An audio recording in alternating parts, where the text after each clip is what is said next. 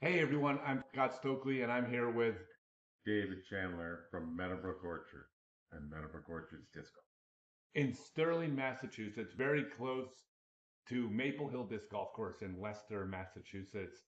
And oh my God, I got a heck of a story to share with you all because I found out today that disc golf saved a 112-year-old historic orchard, happened to be owned by your family. Yep. And what is that, about six generations? Five generations. Five generations, and it was almost lost. And I guess this is one of those answers to the question, is there anything disc golf can't do? And okay, I'm a little bit biased. You had an orchard that was maybe on the brink of not existing.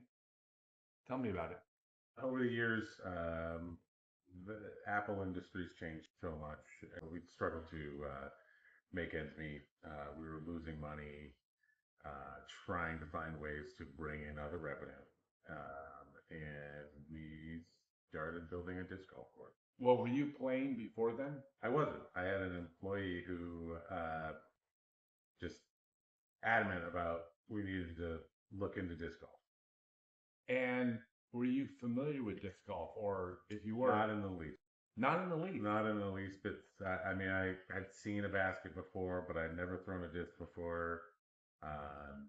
I did not have a clue at the popularity of disc golf, what it would mean to Meadowbrook Orchards and actually to Sterling as a whole. Well, what year was this? October 18th of 2021, we opened a temporary court that we kind of put together in a few weeks, uh, built on the two sides of the orchard uh, to see how we would. Now I gotta ask, did you think it would do well? I mean, did you do your research and decide you were very hopeful, or was this like a desperation last second shot from half court? I don't know if I call it a desperation, but it was like, all right, sure, let's take a shot. Let's try something different. It was a temporary setup at first. We could have easily just pulled the plug. Wouldn't have even known it was there. Okay, so you didn't have a huge investment going in No, before you knew. Okay, so well, I guess at that point, maybe a huge investment was maybe out of the question. it was. Absolutely was. Trying to just figure out well, how we were going to make any money, really. Were you charging greens fees right off the bat? Did you have discs for sale, or did you even try to monetize it? We started with green fees, like a weekday rate. First weekend we were open, we had 150 people a day show up, and And were you, well, let me back up. I want to get your reaction, but first, how did they find out about it? everybody knows what's happening. You know, if a new course is coming up, the buzz gets out. UDisc, Facebook, all the different So it just, the avenues. community just heard. The community heard. We did not do any like special advertising. Who designed the course? Uh, Bob Kulchuk, who's the TD coordinator for Massachusetts. He's a good friend of Scott and Melissa Radford. So between Scott, Bob, myself, we designed the temporary layout, and then once we realized that it was going to be a profitable investment, Bob and I designed the rest of the course. We put all 9 holes over, all 18 holes on one side of the course, or one side of the orchard to keep them away from the pick your own people who pick over on this side. I knew right away. It's like, okay. Well, now wait a second. Did you know it was going to work? Because there had to be some fear that once the early buzz of the new course died off, that it might not sustain.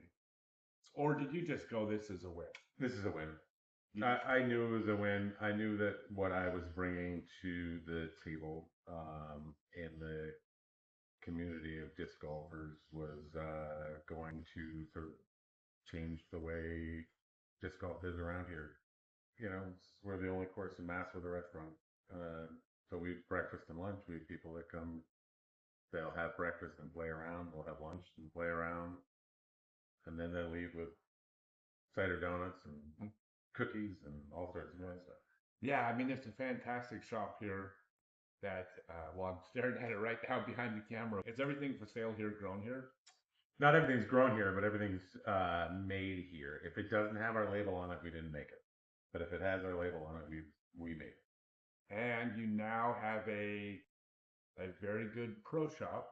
We do. Disc Golf 978 moved their home base on site. Okay, so the pro shop is run by someone else, Yeah.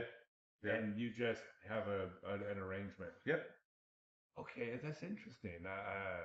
I mean, I see how that could work and why it makes sense for both parties, but I'm not sure I'm familiar with anyone else doing that. I'm sure there are. But is this something that you are happy with this arrangement because you make a little less money per disc, but then you get the it's hands free, you don't have to worry about it? Honestly, that side of the business would be a very weak point for me and my strengths and weaknesses. Because you're running the Apple. I'm running the rest. I'm running the orchard, the restaurant, the That's disc so golf smart. course. So I'm not really good at all the ordering and all of that, and so it's better off that I have somebody else that does that, and then I don't need to worry about it. And it's really worked out I think it's a great idea. because there's days that when the restaurant's closed, they're open. Customers can still come in. They can still get uh, pastries. They can still get frozen dinner items and frozen desserts and stuff that we have. So it helps us in the end because we're able to sell more product. Now, you said it's not an exaggeration. You didn't know if the orchard had a future, Okay. which is part of, like, I'm guessing, an integral part of the local community, is part of the culture. Oh yeah, we're a big part. We donate a lot of all sorts of different Host stuff. event, We host. Yep. and then you were almost gone. We were. This is a story that is being told all over the place now. Like ball golf courses, privately owned, family run ball golf courses, not big corporate megalopolis blah blah courses, but like family courses that were going under, ball golf courses that put in a disc golf course. Half their pro shop now sells golf discs, and now they're staying in business, which means disc golf saved the ball golf course. Yeah. And not to mention it saved the business for the people that were running a business that they probably wanted to keep running.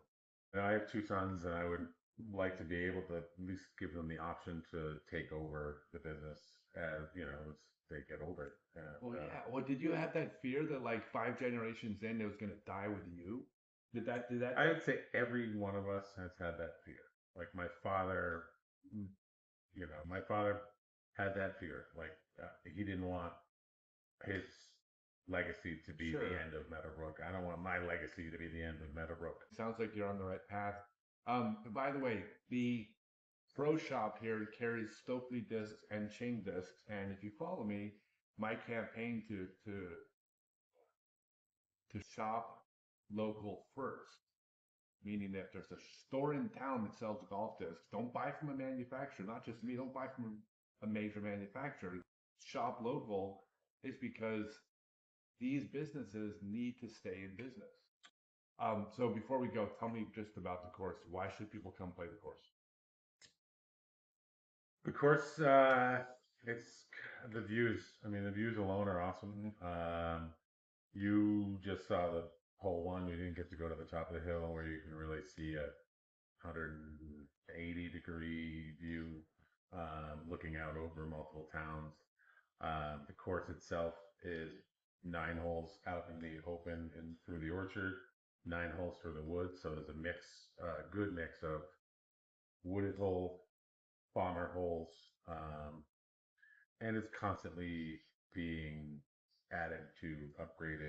People, they say, oh man, every time I come, there's something different, and they love it. So great. All right, final question. When someone comes here to disc golf and shops at the pro shop, what else do they need to buy here? Like, what's the one thing you want them to take home to eat?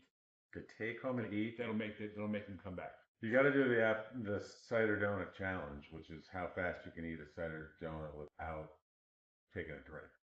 He's trying to get all the pros to do it, but the cider donuts are awesome. The cookies are outstanding. I mean, everything here is really good. All right, you guys. So one more time, The name of the course is Meadowbrook Orchards Disc Golf in Sterling, Massachusetts. and it's a wonderful course. I didn't play the course, but I saw I saw the property. It's beautiful. It feels like you're at a quaint New England orchard. Like that's really cool. It's neat. It's different. Come check it out. And thank you for letting me do my clinic here. Thank you. Appreciate your All right, help. thanks everyone.